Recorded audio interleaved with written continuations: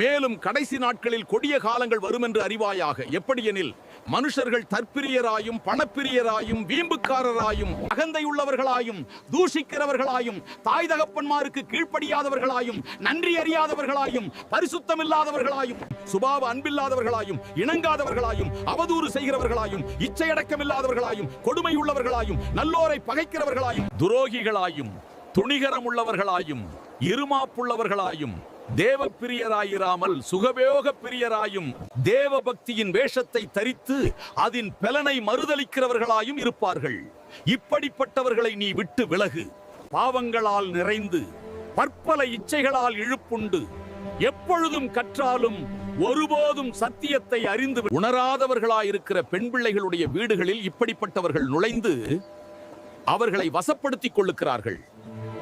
என்னேயும் எம்பிரேயும் மோசேக்கு எதிர்த்து நின்றது போல இவர்களும் சத்தியத்துக்கு எதிர்த்து நிற்கிறார்கள். இவர்கள் துர்ப்புத்தியுள்ள மனுஷர்கள், விசுவாச விஷயத்தில் பரீட்சைக்கு நில்லாதவர்கள். ஆனாலும் இவர்கள் அதிகமாய் பலப்படுவதில்லை. அவ்விருவருடைய மதிகேடு எல்லாருக்கும் வெளிப்பட்டது போல இவர்களுடைய மதிகேடும் வெளிப்படும்.